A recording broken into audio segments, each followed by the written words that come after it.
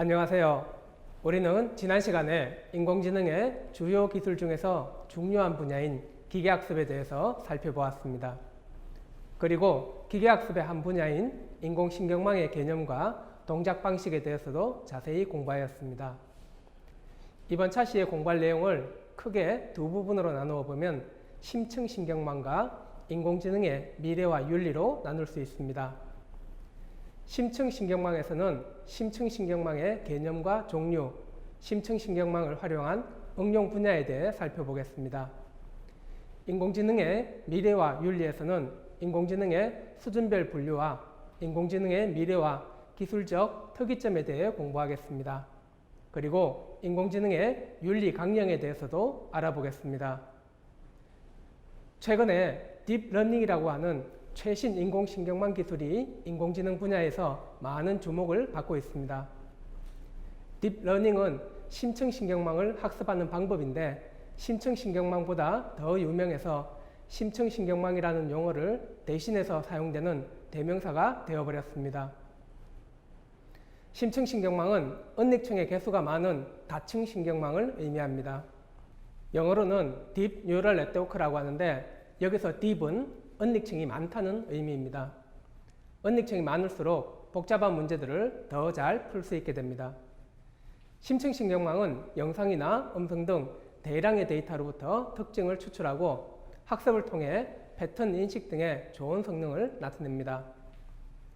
사실 1980년대에 현재의 심층신경망과 유사한 7개의 은닉층을 가지는 다층신경망이 고안되었으나 그 신경망을 학습시키는데 너무나 많은 시간이 걸려서 실용화되지는 못했습니다. 심층신경망은 다층신경망의 특수한 형태입니다.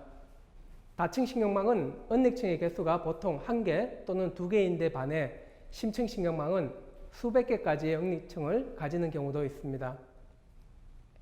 다층신경망을 학습시키는 알고리즘은 역전파 알고리즘을 많이 사용하며 심층신경망을 학습시키기 위해서는 딥러닝 알고리즘을 사용합니다. 그 등장 시기도 각각 1980년대와 2000년대로 구별됩니다. 학습에 사용되는 데이터의 양도 차이가 많아서 데이터의 종류에 따라서 그 수는 다를 수 있지만 심층신경망에 사용된 데이터는 다층신경망에 비해 1000배 또는 10,000배 이상의 데이터가 사용되기도 합니다. 은닉층의 개수를 늘린 다층신경망에 대한 개념은 오래전부터 있었지만 이 다층신경망을 학습시키기 위한 알고리즘이 너무 비효율적이었고 컴퓨터의 성능 또한 너무 느려서 실제적인 활용은 불가능하였습니다. 그러다가 2006년 캐나다 토론토 대학의 힌튼 교수에 의해 딥러닝 학습 알고리즘이 발표되었습니다. 이 딥러닝은 은닉층의 개수가 많은 심층신경망을 효율적으로 학습할 수 있었으며 좋은 성능을 보장하여 주었습니다. 힌튼 교수는 RBM이라는 새로운 딥러닝 학습 알고리즘을 제안하면서 크게 주목받기 시작하였고 그 후에 개발한 드랍아웃이라는 알고리즘은 신경망의 고질적인 문제인 과적합 문제를 해결할 수 있었습니다. 딥러닝으로 학습되는 심층신경망은 데이터에서 특징을 추출하는 별도의 전처리 과정 없이 신경망 내에 특징 추출 과정을 포함할 수 있습니다. 그렇기 때문에 복잡한 작업을 위한 심층신경망은 은닉층이 1000여 개가 되기도 합니다. 심층신경망을 가능하게 만든 원동력에는 딥러닝 외에도 GPU 기반의 병렬 처리 등 컴퓨팅 파워의 발전과 인터넷에 축적된 엄청난 양의 데이터도 포함됩니다. 딥러닝도 기계학습에 포함되는 기술입니다. 하지만 일반적인 기계학습과는 비교되는 많은 차이점이 있습니다. 일반적인 기계학습에 비해서 딥러닝은 아주 많은 데이터에 대해 좋은 성능을 보여줍니다. 그래서 학습에 사용할 수 있는 데이터의 양이 적다면 딥러닝보다는 일반적인 기계학습 기법을 고려해 보는 것이 좋습니다. 학습에 필요한 컴퓨터의 성능에도 차이가 있어서 딥러닝을 사용하기 위해서는 아주 좋은 성능의 컴퓨터가 필요하고 성능이 우수한 경우에도 딥러닝 학습에 길게는 수개월의 시간이 필요합니다. 하지만 기계학습에서는 딥러닝보다는 상대적으로 덜 우수한 컴퓨터와 짧은 시간의 학습이 필요한 경우가 많습니다. 기계학습을 위해서는 데이터로부터 특징을 추출하는 별도의 전처리 과정이 필요하지만 딥러닝에서는 특징 추출 과정을 그냥 심층 신경망 내에서 통합해서 처리할 수 있도록 하고 있습니다. 기계학습의 긴 역사만큼 기계학습에서 사용할 수 있는 알고리즘은 다양하고 그 수가 많습니다. 하지만 딥러닝은 알고리즘의 종류가 현재는 그리 다양하지 않지만 많은 연구가 진행되고 있습니다. 심층 신경망에 대한 연구가 활발히 진행되면서 다양한 응용에 사용할 수 있는 다양한 심층 신경망들이 개발되고 있습니다. 다음 표는 현재 많이 사용되고 있는 심층 신경망 모델의 이름과 그 모델이 주로 사용되고 있는 주요 활용 분야입니다. 이 중에서 가장 유명한 컨볼루션 신경망은 동물의 시각 피질 구조에서 영감을 얻어서 만들어졌습니다. 시각 피질의 각 신경세포는 시각 영역의 특정 영역의 자극만 받아들이고 해당 영역의 특정 특징에 대해서만 반응한다고 합니다. 컨볼루션 신경망의 주요 용도는 영상 인식과 영상 처리 분야입니다. 순환 신경망은 신경망의 출력 부분이 다시 이 신경망의 입력으로 사용되는 형태를 가집니다. 그래서 음성 인식이나 작곡, 주가 예측처럼 시간에 따라 변화하는 데이터를 처리하는 데 많이 사용되고 있습니다. 제한적 볼츠만 머신은 이전에 있던 볼츠만 머신을 변형한 것으로 RBM이라고도 불립니다. RBM은 분류나 회귀 분석 등에 많이 사용합니다. 심층 실내 신경망은 RBM 여러 개를 쌓아서 만든 것으로 글씨와 음성 인식 등에 많이 사용됩니다. 생성적 적대 신경망은 두 개의 신경망이 경쟁하며 생성과 감별을 진행하는 형태의 신경망입니다. 주로 영상과 음성의 복원 또는 가짜 영상을 만드는 데 사용됩니다. 먼저 컨볼루션 신경망을 살펴보겠습니다. 컨볼루션 신경망은 합성곱 신경망이라고도 하는데 영상 인식이나 영상 분석에 많이 사용되고 있습니다. 컨볼루션 뉴럴 네트워크의 첫 글자를 따서 CNN이라고도 합니다. 컨볼루션 신경망에서는 입력 영상에 대해서 컨볼루션 과정과 풀링 과정을 반복해서 적용하는 구조로 구성되어 있습니다. 컨볼루션 과정은 이미지에서 어떤 특징이 얼마나 있는지를 구하는 과정입니다. 세로 필터를 사용하면 이미지에서 세로선 부분이 부각되도록 할 수 있습니다. 가로 필터를 사용하면 가로선이 부각되도록 할 수 있고 대각선 필터를 사용하면 대각선 부분이 부각되도록 할 수 있습니다. 풀링 과정은 이미지의 왜곡에 의한 영향을 줄여주는 역할을 해줍니다. 이 그림은 얼굴 인식을 하는 컨볼루션 신경망을 간략화해서 표현한 것입니다. 입력층과 출력층 3개의 은닉층이 보입니다. 그리고 각 은닉층에서 처리되는 데이터를 아래쪽에서 볼 수 있습니다. 각 은닉층마다 서로 다른 특징들을 처리하고 있는 것을 볼 수 있습니다. 얼굴 인식을 위하여 각 은닉층은 이미지의 추상적인 개념들을 학습했습니다. 1번 은닉층은 이미지의 엣지에 대해 학습이 되어 있습니다. 이 은닉층은 컨볼루션 과정에 해당합니다. 2번 은닉층은 이미지 엣지의 조합을 학습했습니다. 이 은닉층은 풀링 과정에 해당합니다. 3번 은닉층은 전체 얼굴 형태를 학습한 것입니다. 실제 얼굴 인식을 위해서는 이것보다 훨씬 더 복잡한 형태의 컨볼루션 신경망이 사용되며 컨볼루션 과정과 풀링 과정이 반복되도록 구성되어 있습니다. 다음으로 순환신경망은 순차적인 데이터에서 규칙적인 패턴을 모델링하고 추상화된 정보를 추출할 수 있는 신경망 모델입니다. 리커런트 뉴럴 네트워크의 첫 글자를 따서 RNN이라고도 합니다. 이 그림처럼 순환신경망의 출력은 다시 이 신경망의 입력으로 사용될 수 있습니다. 그래서 이전 시간의 입출력 값이 이후 시간의 출력에 영향을 줄 수 있습니다. 이는 C계열 데이터의 특징이기도 합니다. 따라서 순환신경망은 음성, 텍스트 처리, 작곡, 주가 예측 등 순차적인 데이터를 다루는 분야에서 활용되고 있습니다. 제안된 볼트만 머신은 딥러닝 학습 알고리즘을 고안한 힌턴 교수가 제안한 모델입니다. 이전에 있던 볼트만 머신에서 일부분을 수정하여 만들었으며 비지도 학습에 사용됩니다. 영어 단어의 첫 글자를 따서 RBM이라고도 합니다. 제안된 볼트만 머신은 이 그림처럼 언닉층과 가시층이라는 두 개의 층만을 가지는 단순한 구조를 가지고 있습니다. 그 단순한 구조 때문에 독립적으로 사용되기도 하고 특히 다른 심층신경망의 구성 요소로 쓰이기도 합니다. 제안된 볼트만 머신은 분류, 선형 회귀 분석, 필터링, 특정값 학습, 차원 축소 등의 비지도 학습이 필요한 응용에 많이 사용되고 있습니다. 심층 실내 신경망은 이 그림과 같이 입력층과 언닉층으로 구성된 제한된 볼트만 머신을 여러 층으로 쌓은 형태로 연결한 심층 신경망인데 여기에 사용된 제한된 볼트만 머신은 사전 학습이 되어 있습니다. 심층 실내 신경망에 해당하는 영어 단어의 첫 글자를 따서 DBN이라고 부르고 있습니다. 심층 실내 신경망은 레이블이 없는 데이터에 대한 비지도 학습이 가능해서 부분적인 이미지에서 전체를 인식하는 일반화 과정을 포함하고 있습니다. 활용 분야로서는 음성인식 또는 글씨인식 등에 많이 사용되고 있습니다.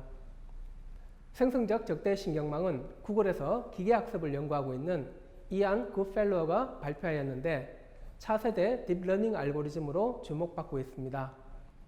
생성적 적대신경망의 영어 단어 첫 글자를 따서 GAN이라고도 불립니다. 생성적 적대신경망에서는 두 신경망 모델이 경쟁을 통해서 학습하고 그 결과물을 만들어냅니다. 두 신경망 모델은 각각 생성자와 감별자라고 하는데 생성자는 실제 데이터를 학습하고 이를 바탕으로 거짓 데이터를 생성합니다. 감별자는 생성자가 내놓은 데이터가 실제인지 거짓인지 판별하도록 학습합니다. 반복적인 학습을 통해서 생성자는 진짜 같은 가짜 데이터를 생성할 수 있게 됩니다. 생성적 적대신경망은 영상이나 음성을 생성할 수 있으며 영상이나 음성의 복원도 가능합니다. 2017년 워싱턴 대학교의 연구진은 오바마 전 대통령의 가짜 동영상을 발표한 적이 있습니다. 이 동영상을 제작하는데 생성적 적대신경망이 사용되었습니다. 이러한 기능은 일반적으로 딥페이크라는 이름으로 많이 알려져 있습니다. 초기에는 단순한 이미지 분류를 위해서 심층 신경망이 활용되었습니다. 여러 사진들 중에 고양이 사진을 분류하거나 강아지 사진을 분류하는 일이었습니다. 현재는 사람의 안면인식을 통해서 사진 속에 존재하는 사람들이 누구인지 찾아내는 데도 활용이 되고 있습니다. 심층신경망의 사물인식 능력을 활용하여 자율주행 자동차에도 그 기술이 사용되고 있습니다. 의료 영상을 활용한 병명 진단, CCTV 영상을 활용한 범죄 인식 등에도 심층신경망이 활용되고 있으며 그 외에도 영상을 사용할 수 있는 거의 모든 분야에서 심층신경망을 활용한 서비스 개발을 위하여 많은 연구를 하고 있습니다. 지금부터는 인공지능의 미래와 윤리에 대해 학습하겠습니다. 먼저 인공지능을 수준별로 분류해 보겠습니다. 인공지능을 수준별로 분류하는 데는 일반적으로 두 가지 방법을 사용합니다. 약인공지능과 강인공지능으로 분류하는 방법과 좁은 인공지능, 일반 인공지능, 슈퍼인공지능으로 분류하는 방법입니다. 약인공지능은 특정 분야에서 인간의 지능을 흉내내는 지능적인 활동이라고 할 수 있습니다. 현재 개발되어 있는 대부분의 인공지능이 약인공지능에 속합니다. 약인공지능은 아무리 발전해도 인간의 지능에는 미치지 못합니다.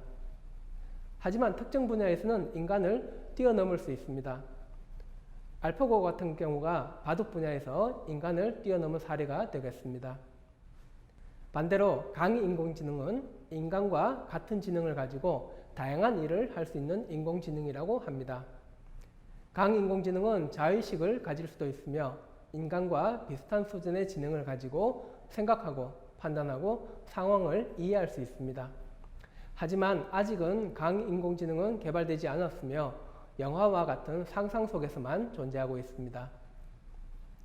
강인공지능이 언제 개발될 수 있을지는 알 수 없으며 실제로 구현 가능한지에 대한 가능성도 명확하지 않습니다. 인공지능의 발전에 따라 세 단계로 인공지능을 나눌 수도 있습니다. 좁은 인공지능은 인공지능 초기 단계로 특정 업무에 특화된 인공지능입니다. 좁은 인공지능은 현재 개발되어 있는 모든 인공지능에 해당합니다. 현재 인공지능은 특정한 영역에서만 활용될 수 있으며 개발된 목적과 다른 영역에서는 전혀 활용할 수가 없습니다. 그 다음 단계인 일반 인공지능은 인간과 같은 수준의 인공지능을 의미합니다. 일반 인공지능은 생각할 수 있는 능력, 사회적인 능력, 창의적인 능력도 가질 것으로 예상하고 있습니다. 마지막 슈퍼 인공지능은 인간보다 훨씬 뛰어난 인공지능입니다. 특정한 분야에서만 인간보다 뛰어난 게 아니라 모든 분야에서 인간보다 뛰어난 능력을 보이는 것을 의미합니다.